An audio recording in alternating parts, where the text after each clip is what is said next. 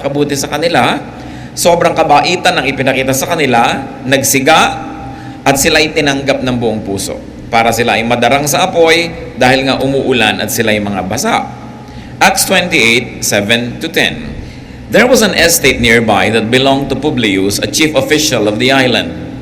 He welcomed us to his home and for 3 days entertained us hospitably. His father was sick in bed, suffering from fever and dysentery. Paul went in to see him and after prayer, placed his hands on him and healed him. When this had happened, the rest of the sick on the island came and were cured. They honored us in many ways, and when we were ready to sail, they furnished us with the supplies we needed. So this is a first-person witness account of what happened, no, sa Book of Acts. So matapos sila itanggapin ng mga karaniwang mamamayan doon sa pulo na yon, merong isang mayamang lalaki na siya rin namang pangunahing pinuno ng lahat ng tao sa pulo na yon. May malaking kabuhayan, malaking mga lupain at magandang bahay, sila'y malugod na tinanggap sa bahay na yon. At dahil sa pagkakatara ni Paul sa bahay nitong si Publius, napag-alaman niya na ang tatay pala nito ay may karamdaman, nilalagnat at sira ang tiyan. At matapos ito ay ipanalangin ni Pablo at kanyang dinampian ng kanyang kamay na ginagamit ng Diyos para magpagaling, mahimala na gumaling ang matanda.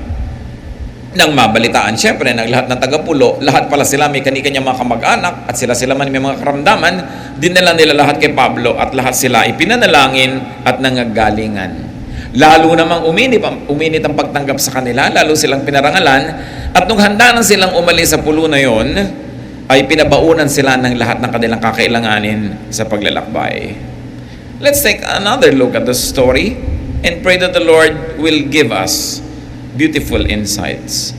So a servant of God, Paul, and a crowd of 275 others survived a shipwreck. Earlier in scripture, sinabi sa atin kung ilan yung laman ng barko. So 276 silang lahat kasama si Pablo. Pero bago nangyari ito, nagkaroon sila ng mga iba pang mga kaganapan. Kasi sinabi na ni Pablo sa kanila na alangan nang ituloy ang biyaheng ito kasi inabot na tayo ng masamang panahon. Pero si Pablo po ay laman ng barko na yon, kailangan dalhin sa Roma para litisin 10 ng kanyang mga kasamahan at ibang pasahero. Yung centurion na military head of the expedition asked the captain of the ship. Nag-advise na si Pablo na kung hindi pwedeng ituloy ito, mawawasak ang barko, mapalagay tayo sa panganib, mauubos ang mga kagamitan at kayamanan na kargamento. Pero ang tinanong nitong nagpapasya na centurion or military officer ay yung captain ng barko. At sinabi ng barko, pwede tayong maglayag. So yun ang sinunod, tumuloy sila. Pero ang nangyari nga,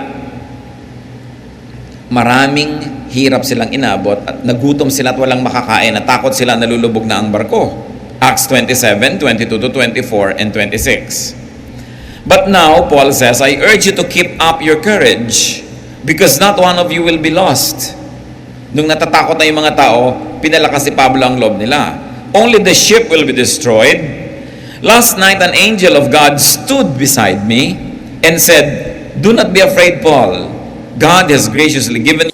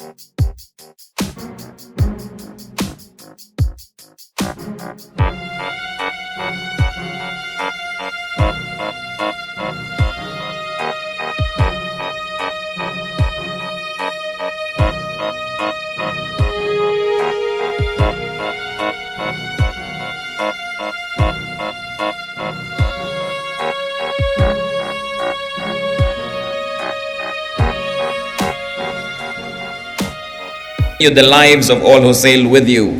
Nevertheless, we must run aground on some island. Sa inyo, huwag kayong matakot, walang mamamatay. Nagpakita sa akin ang anghel ng Diyos kagabi at sinabi, Oo, mawawasak ang barko, masishipwreck tayo, mauubos ang kargamento, pero walang malalaga sa atin sapagkat ibinibigay na pabor ng Diyos kay Pablo na lahat ng kasama niya ay maligtas kasabay niya. At kung babasahin natin ang contemporary English version, Paul said, "Don't be afraid. Because of you, God will save the lives of everyone in the ship." Dahil sa isang tao, dahil kay Pablo, na kinakasihan ng Diyos ng kanyang espiritu, hindi papayagan ng Diyos na may isang malunod. Alang-alang sa anak niya na nakasakay sa barko, everybody will be saved. So you can imagine what kind of blessing the people of God can bring with them wherever they go. Na alang-alang sa kanila.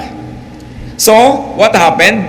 Nawasak na ang barko, but they came ashore on an island. The people, as we've already seen, were very friendly. The people welcomed them. The people made and kept them warm because it was rainy and cold. You know, natural disasters are great levelers. They are humbling elements. Maraming sa kayong barko na yun, ang mga may mga kaya, mga mayayaman din. Pero pag nanganganib ka na, sinong mayaman at sinong mahirap, at pagka ganong lumubog na kayong lahat at basa, nagkapantay-pantay na lang. Natural disasters enable people to do good. Pwede naman silang itaboy ng mga taga-island. Pakainin na naman sila, winter pa naman. Wala nang harvest. Wala nang darating na barko sa pulo na yon. Isolated na yung island na yon sa buong winter kasi wala nang nagbabiyahe, masama na ang panahon. Dumami, 200 plus people, papakainin mo hanggang matapos ang winter, hanggang maging handa silang umalis. Marami yon. But the people chose to do good. Because when there are natural disasters, you can choose to do wrong and be bad, or you can say, this is enabling for me to do good. Natural disasters also force people to receive goodness. Kung nagkakaroon tayo ng pagkakataon na gumawa ng mabuti dahil nagkaroon ng masaklap na kapalaran, yun din namang sumaklap ang kapalaran, nagkakaroon din sila ng pagkakataon na tumanggap ng pagpapala. Kasi yung iba siguro, sanay sila lang nagbibigay o may konting pride, ayaw tumanggap, pero wala kang choice tatanggap ka. So ang nangyari, pare-pareho silang may opportunity. The opportunity to give and the opportunity to receive. But let's notice in the story that both the common people and the governor, who was rich and powerful, housed and fed the cold, the hungry, and the tired survivors. It was the island's shining moment. Pero may yung pangalan ng pulo nila napalagay sa Biblia, na record forever and ever. At ang kabutihang ginawa ng mga tao sa island na yon ay nasa Biblia para pag-aralan ng lahat, gunitain, ipagpasalamat sa Diyos. It was the shining moment of this island. But the islanders, though benefactors, also had great needs. Hindi naman kung ikaw nagbibigay ngayon ng pabor, ibig sabihin okay na okay ka na For one, marami din silang pangangailangan. The governor's father was ill. Kahit gaano siya kayaman, nasa sarili siyang bayan, maraming kabuhayan, hindi lumulutang-lutang sa dagat, on solid ground, pero may sakit naman ang ama niya. Malungkot din siya, at hindi rin malutas ang kayamanan niya yung problema niya. The governor's father had stomach trouble and grave fever. So nakita natin, kanya-kanyang needs lang. Yung mga sumalta galing sa dagat, may need. Yung tagaron, stable, meron ding need. Pare-pareho lang. And in the story, we saw that Paul prayed for and placed his hands on the man, and the man got healed. Because of this, all the islanders brought their sick to Paul. And thank God, everyone was healed. The islanders therefore respected Paul and his companions all the more, and gave them everything they needed. For the meantime, while they were on the island, and for the onward journey. At marami rin yun, kasi baon. You can see that the people really shelled out even of their own needs. Hindi nila inalintana ang sarili nilang pangangailangan, nag-share din sila. Remember, that yung mga sumalta doon sa island, that they lost everything they had. They were shipwrecked. You know? They survived a shipwreck. Some people survived fires. Many people survived floods. Iba't ibang uri ng disaster, isa din ang ibig sabihin, it makes you very, very vulnerable, very weak, and very dependent on the goodness even of strangers. What are some of the lessons from the story? Unang-una, travelers, people suffer shipwrecks. We suffer from natural disasters. Pwedeng storm, pwedeng rain, pwedeng flood, panapanahon lang. Sabi nga nila, weather lang yan eh. Hindi ka pwede magyabang kung magandang kalagayan mo kasi hindi mo alam kung ikaw yung susunod na kandidato na mawalan, lumubog, mabasa, masunugan. That people could get tired and wet and cold in this life. People could get hungry and hopeless. And another side lesson is that it could happen even to the servants, to the people of God. Walang exempted. Kahit si Paul, kinakasihan ng Diyos, nabasa din, gininaw din. Sa katunayan, sa kwentong ito, natuklaw pa nga siya ng ahas. Hindi na lang natin sinama sa reading kasi hindi relevant sa ating main thrust. But whatever happens to the people of God, we have an assurance. Sabi sa Romans 8:28, everything that happens is a blessing to those who love God and are called according to His purpose. We know that God is always at work for the good of everyone who loves Him. Kahit sa biglang tingin, ang mga anak ng Diyos ay magtaka, maaaring kuminsan ay magtampo pa sa Diyos. Bakit sila dinadalo ng mga bagay na hindi magaganda sa biglang tingin? Pero sabi sa Romans 8:28, walang hindi maganda. Pag anak ka ng Diyos at umiibig ka sa Diyos, lahat ng pinapayagan ng Diyos na mangyari sa iyo, may katuturan, may kahulugan, at may kagandahan din. Hindi mo man agad makikita mo rin. Even shipwrecks and floods. Kaya ang sabi ni Paul sa pagkukwento niya ng kanyang buhay, ilan ay binanggit niya sa 2 Corinthians 11:25-29, sabi niya, I have been shipwrecked 3 times, not once, 3 times. I have even had spent a night and day at sea. Nakababad siya ng isang buong 24 oras. I have been in danger from rivers. Sabi niya, I have gone hungry and thirsty. I have been cold. Parang mga taga-Kainta ang nagsasalita. Parang mga taga-Marikina o mga taga-Binyang o taga-Muntinlupa. Maraming naapektuhan sa ating bayan sa mga nakaraan na sobrang dami ng tubig. Pero sabi ni Paul, but when I am weak, then I am strong. Bakit daw? Sa weakness ko, wala na akong choice kundi sumandal sa Diyos. At pag sumandal na ako sa Diyos, therefore strong na ako. Kaya yung kahinaan nakakapagpalakas. Kung nakakapili ka ng tama, kung kanino sasandal, kanino mananalig, at kung anong klaseng attitude ang ipang-welcome natin sa nangyayari sa ating buhay. Our weaknesses are just opportunities for God to strengthen us. Ngayon, yung sobrang malalakas, lalo yung nagde-declare ng independence from God, malakas man sila, akala lang nila yon. Pero ang umaasa lang sa sariling lakas, napakahina nun. Pero yung wala ka nang maasahan, kahit sarili mong lakas, at sa Diyos ka tuloy, umaasa ng lubos, sabi ni Paul, dun, yun ang ipagyayabang ko, yung mga kahinaan ko. Basta't ang kahinaan ko, sa Diyos ko inaasa. At siyempre, ang Diyos naman, hindi naman personally bumababa mula sa langit to minister to people, but God uses His people. God uses godly people. God uses God-fearing people. Kahit ano pa yung religious label nila, they're God-fearing. God uses them to bless those who are in need. Isa nating dapat maapag-alaman dito, si Paul ka man, Christian ka man, banal ka man, we are all subject to natural law. They sailed in winter, they sailed in bad weather, they'll be shipwrecked. Kaya imbes na sayangin mong oras mo, napilitin mong palitan ng Diyos ang panahon at pagandahin, pumili ka ng araw ng pagbabiyahe. Tulad ng sinasabi natin, June bride ka, gawin mo na lang February, mas bihirang umulan. Hindi yung pipilitin mong ipagdasal sa Diyos na huwag pa ulanin, Hunyo, nanganganib ka nun. There's natural law. At itong natural law na ito, na-observe to ni Paul, na sila ay manganganib. Acts 27:9-11, still related to what happened. Sabi niya, much time had been lost, and sailing had been already become dangerous because by now it was after the fast. So Paul warned them, men, I can see that our voyage is going to be disastrous and bring great loss to ship and cargo, and to our own lives also. But the centurion, instead of listening to what Paul said, Follow the advice of the pilot and of the owner of the ship. Yung owner ng ship, tuloy ang biyahe. Parang familiar sa Pilipinas, ano? Kahit masama ang panahon, overloaded, tuloy. Because yung mga owners ng ship, ang gusto nila, tubo, kita.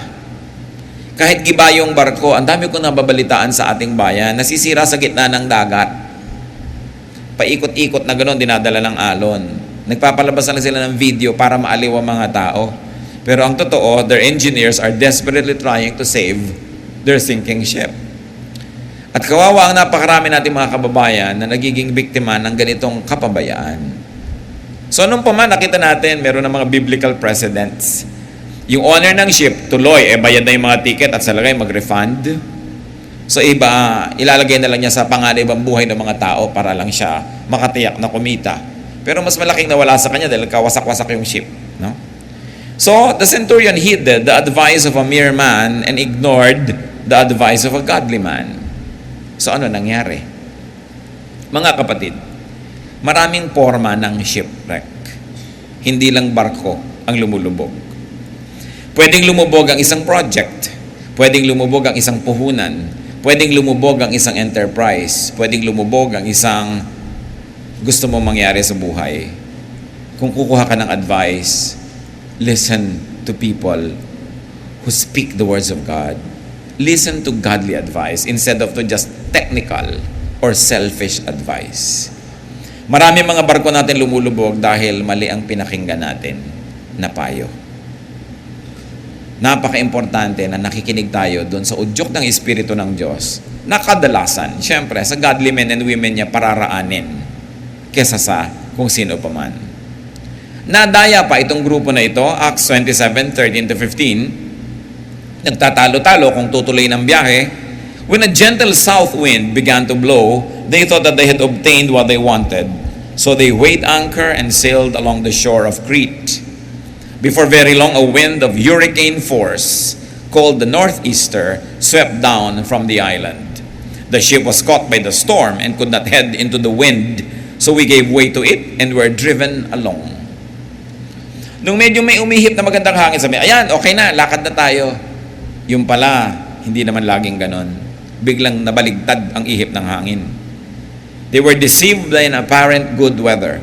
Like many of us can be deceived by what seems to be a good advice. Kaya dapat sinusuri ang mga payo. Acts 27:21. After the men had gone a long time without food, Paul stood up before them and said, "Men, you should have taken my advice not to sail from Crete. Then you would have spared yourselves this damage and loss." Young people, listen to the advice of your parents.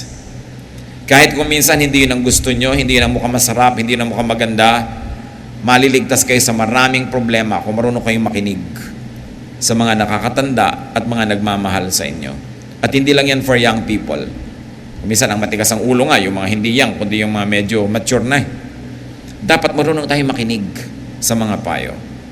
Now, another lesson that we can learn from the story is that the islanders, those affected by shipwrecks, are better off being helpful to those who suffer.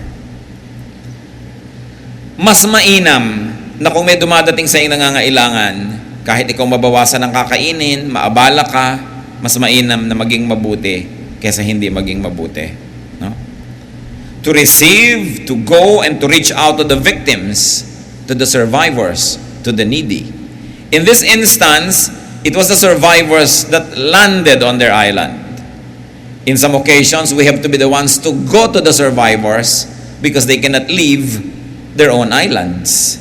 Tulad ng nangyayari ngayon sa maraming nakalubog na mga bahay, hindi makaalis yung mga tao doon sa loob, kaya namamangka ka para dalhin yung dalawang pagkain, dalhin mo yung gamot, dalhin mo yung doktor, kasi sila yung natrap sa island nila. Kung ano pa man, sa'yo dumarating o ikaw ang pupunta, kung may pagkakataon ka, nakita natin yung lesson from this story, do good to those who suffer, to those who have to endure their own shipwrecks. And it was good for them to build a fire for the sufferers, to make the people dry and warm, to receive the sufferers into their own homes, or to go to the homes of those who suffer and comfort them there. Tulad ng nagaganap ngayon sa marami sa ating paligid, Ang lahat ng mga taong lumubog ang mga bahay, walang maisuot, basa lahat, may putik pa, so dadalhan natin ang mga damit. Ibigin man nila magluto, wala silang iluluto, dinala at inanod ng baha, at wala silang pangluto, dahil pati ang mga kalan nila ay mga nabasa, nawasak, so dadalhan mo sila ng lutong pagkain. Kasi nangangailangan sila. And it was very good for the islanders to respect them. Even us, even we, have to respect the people that we help. Kung minsan nakakakita ka namimigay ng mga relief goods, hinahagis na lang doon sa mga tao. Yung kanina, nando sa bubong niya, sa paghabol doon sa lumilipad na bag ng konting bigas, nahulog pa sa bubong. Nakagat pa ng buhaya dahil may mga nakawala pang buhaya sa zoo. Yung kung minsan tutulungan mo yung mga tao pero lalaw na palala, at kung minsan pinagmumukha mo silang sobrang kawawa. Dahil sa pag-aabot mo, magbibigay ka ng mga panis na pagkain. Hindi mo naman siyempre pinanis. Pero kung minsan, sa katagalan ng pagkilo, sa panis na tuloy. Bibigyan mo ng canned corned beef o canned goods, wala ka namang dalang abrelata. Nawala na nga yung can opener nila. Ano nga ngat-ngatin nila ang lata? Maraming pagbibigay, hindi masyado nag-iisip. So, masarap magbigay, maganda yon, pero pag-isipan mo kung anong binibigay mo.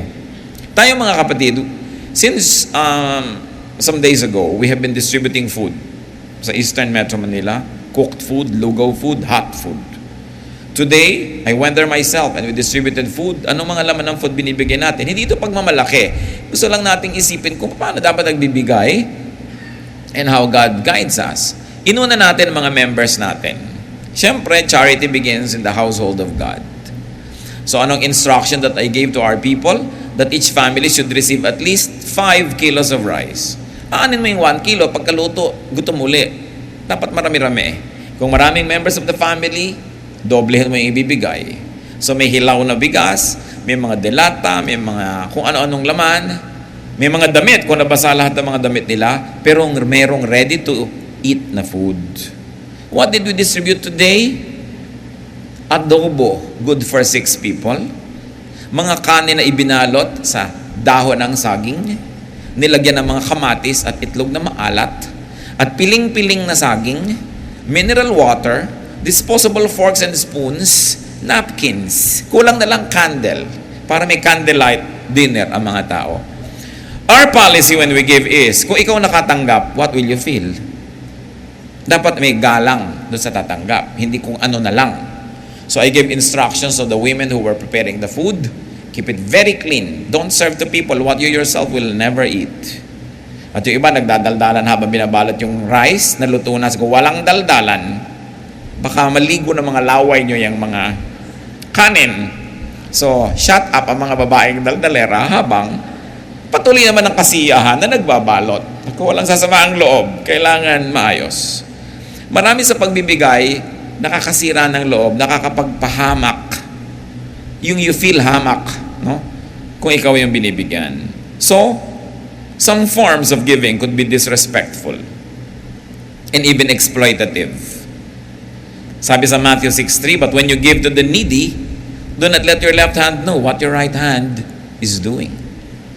May mga careless na pagbibigay, paparada sa isang magandang kalye, pila ang mga tao, ang dami, i-video, namimigay sila. Pero sabi ko, ang bibigyan nyo yung wala doon. Kasi yung mga nandyan, malalakas yan, malulusog, mga makalalaksang brasong umagaw pa ng mga ibibigay, hindi yan ang tunay na nangangailangan. Yung mga wala dyan sa pila, hindi makalis sa mga bahay nila, yun dapat ang mga puntahan. So we have instructions, brothers and sisters, at all our members in the East, and we have many churches there, sinusupply natin sila ng pagkain mula umaga, tanghali hanggang gabi. Lahat ng naaabot natin. And the instruction is, as long as we can do it, as long as there's a grave need and they cannot be on their own, we shall do it. Because charity begins in the household of God. But then, we will also begin tomorrow, and we have begun already, since yesterday, to feed also non-day-by-day people. Siyempre, ang Diyos naman colorblind sa pagtulong. Pero gusto ko lang unahin ng mga kapatid natin. Siyempre, gano'n ang mga tatay. Gusto mo yung mga anak mo muna, secure mo. Pero pagkatapos nun, yung mga iba kasunod na rin. Hindi yun dahil meron tayong favoritism o dahil baka meron na nga, siyempre. Mga kapatid natin yun Dapat unahin, ano? Pero meron din tayong open sa mga iba. Habang binabasa ko po itong storya ni Paul, parang nakikita ko yung mangyayari sa ating buhay. But then again, even the benefactors, the islanders, could have needs. Tulad ng binanggit natin, no? Na sila ay may mga sakit din yung mga kamag-anak nila. But having problems should not hinder us from being helpful. Hindi ko mo may problema ka, hindi ka natutulong sa iba. Hindi ko mo may need ka, hindi ka na magbibigay. Wala namang taong walang need eh. Lahat may need.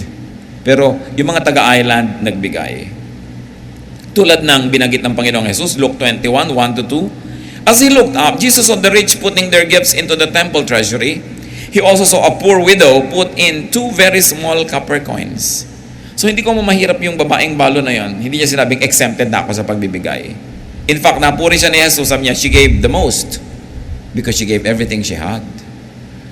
At sa Galatians 6:2, carry each other's burdens, and in this way you will fulfill the law of Christ. Carry each other's burdens. Ibig sabihin, may burden ka rin, but you help carry another person's burden. What other lesson can we learn from the story?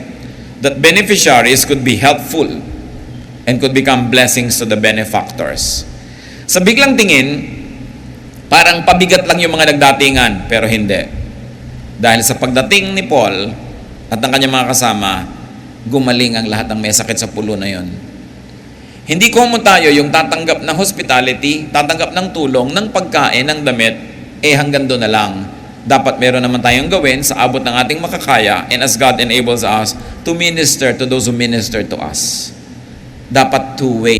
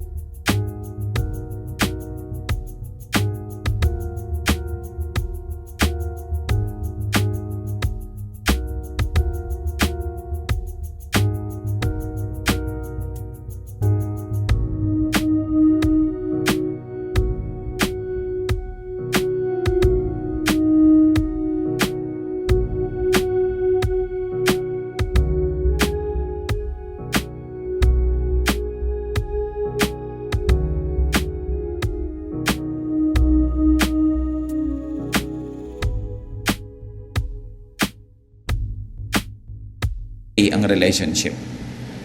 Kung may nagpapaaral sa inyo, magbigay din naman kayo ng ginahawa, comfort o konsuelo. Kung may tumutulong sa inyo, bibigyan nyo rin ng tulong. At hindi ko mo ang nagbibigay sa inyo ay mayaman, ibig sabihin, hindi nyo na siya bibigyan ng kahit ano. Kasi sasabihin nyo, but she has everything. Yes, but is anything of those that everything that she has coming from you?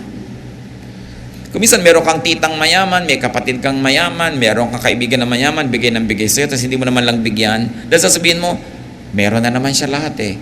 Pero alam nyo, kahit ang isang tao may kaya at meron na siya ng sinasabi mong lahat, naghahanap pa rin yon ng pagmamahal mo. Naghahanap pa rin yon ng galing sa'yo. Kahit meron siyang 200 pares ng medyas, iba yung galing sa'yo. Kahit ang dami-daming pagkain sa bahay niya, iba yung may dala-dala kang isang siniguelas o isang kalamansi, iaabot mo sa kanya pagdating mo, iba yun. Huwag niyong sasabihin, meron na siya ng lahat-lahat. Ang tanong, meron ba kayong binigay doon sa mga meron na yon? Huwag tayong nagkakait ng pagmamahal. Akala natin yung mga taong may kaya, wala na silang kailangan, pero hindi. Kahit kayo yung tumatanggap, meron ding nasa inyo na kayo lang ang pwedeng magbigay sa tao na yon. Huwag niyong kakalimutan to be thoughtful even to people you think are so blessed and that they have everything. Now, we must also recognize blessings dressed as problems. When Paul and his company landed on shore, they seemed like just problems. Pakainin, dadamitan, i-accommodate. Pero hindi ganoon ang Diyos eh. Pag may ibinigay sa ang Diyos na problema, may kasamang solusyon. Pag may ibinigay sa iyo ang Diyos na tutulungan mo, patutulungan ka rin sa Kanya ng Diyos.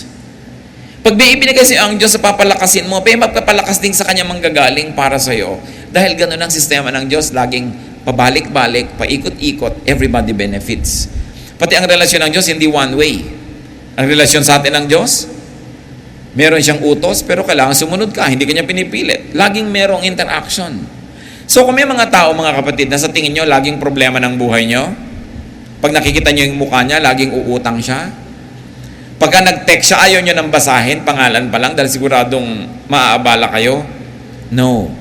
Isipin nyo, problem lang to sa simula o sa biglang tingin. Pero hindi naman ganito ang Diyos. Hindi naman niya ako pinaparusahan para padala ko ng taong problema lang. May mabuting gagawin din sa akin ng Diyos through this person. And continue to do good. And you will see the mighty hand of God at work. Ano naman ang malay ng mga taga-Pulo na lahat ng may sakit nilang mahal sa buhay, gagaling dahil doon sa sumalta. So ang totoo nun, nasaltahan sila ng mga pakain, mga pabigat, pero hindi pala yun, para sila mabless. So look at people who come to you na blessing. At kahit wala kayong makita sa matagal na panahon na blessing na nanggagaling sa kanila, isipin nyo na lang agad, blessed kayo, kaya kayo pinupuntahan ng manghihingi. Blessed kayo, kaya kayong inuutangan at hindi kayo yung nangungutang.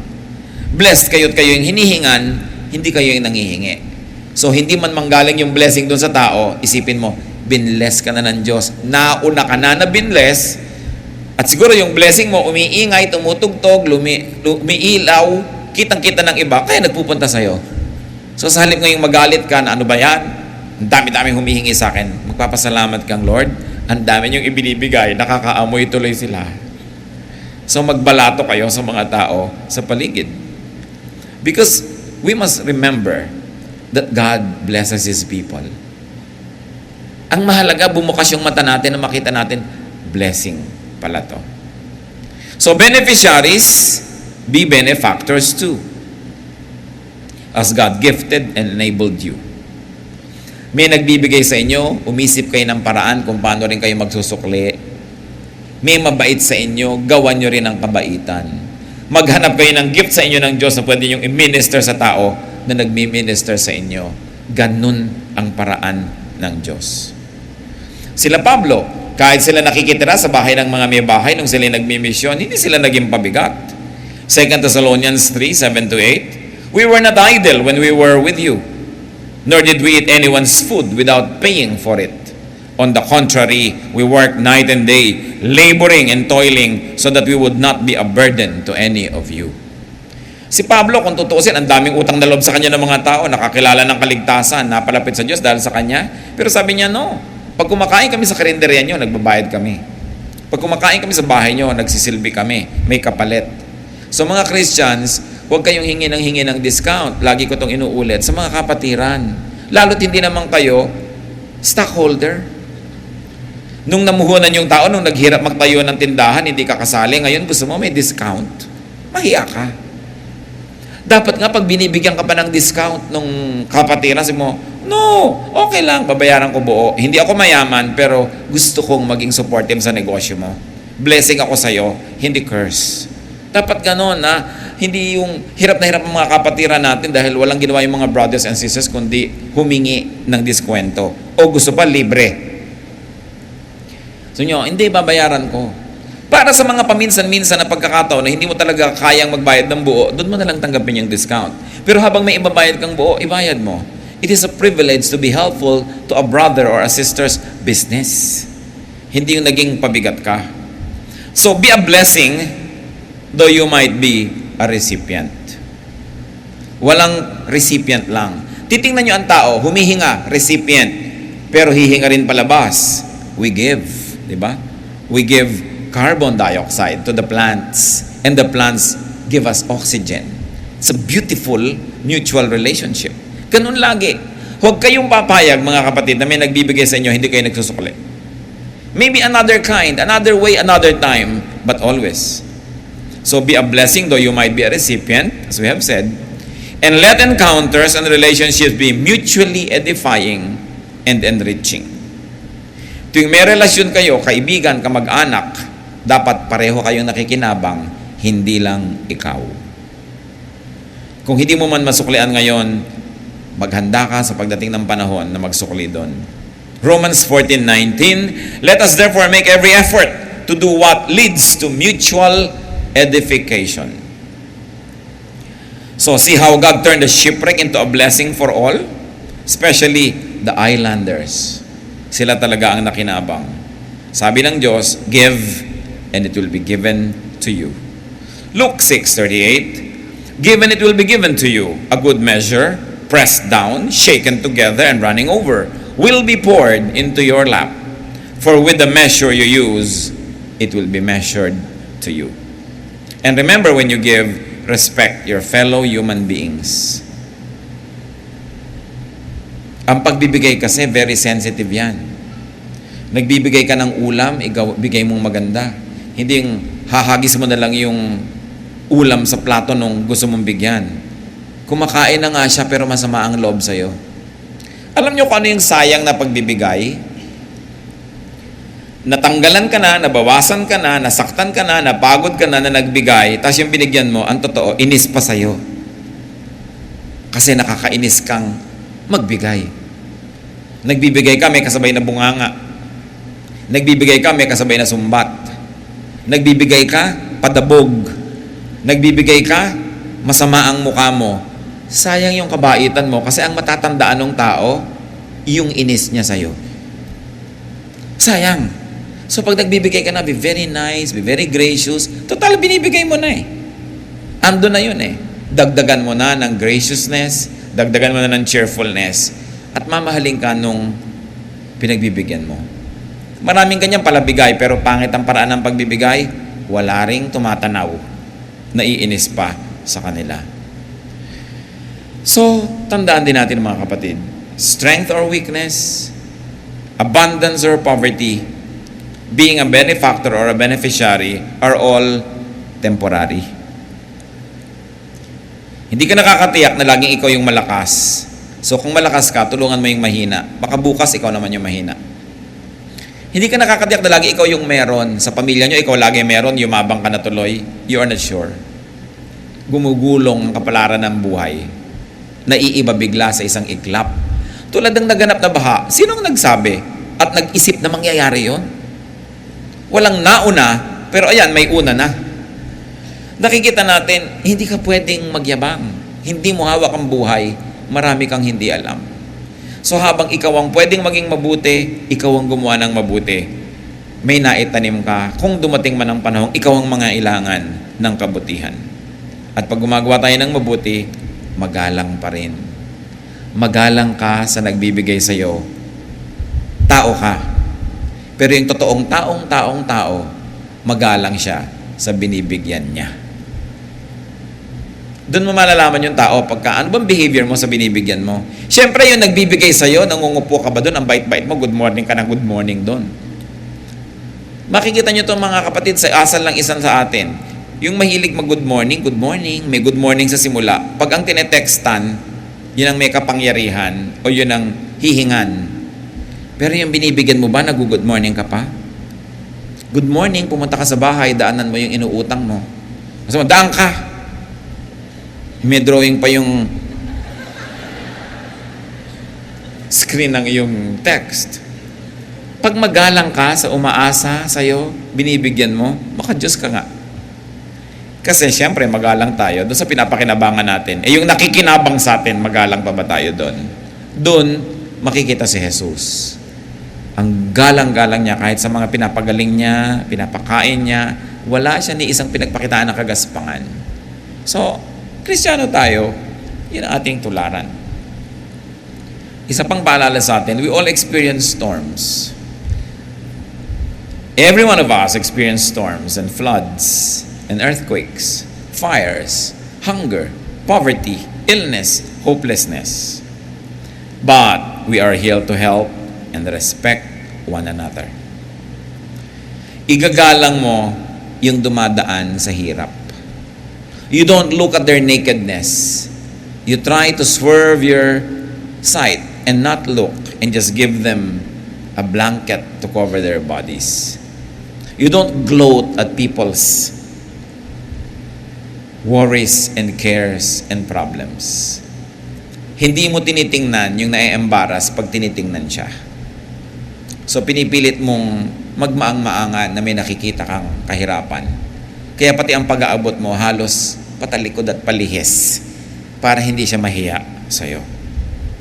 We minister to each other kasi panapanahon lang. 1 Peter 4:10, each one should use whatever gift he has received to serve others, faithfully administering God's grace in its various forms. Though we might be needy, o tayo man ay problemado, kaya pa rin natin maging nice because Jesus lives in us. Because the Spirit of God empowers us to be nice, though we have reasons to frown. 2 Corinthians 8:1-4, nung nagkaroon ng malaking pangangailangan ng mga kapatiran sa Jerusalem, nagpa-appeal ng fund drive among all the churches. At yung mga pobreng churches, yung pangkauna-unahang nag-donate. And now, brothers, we want you to know about the grace that God has given the Macedonian churches. Out of the most severe trial,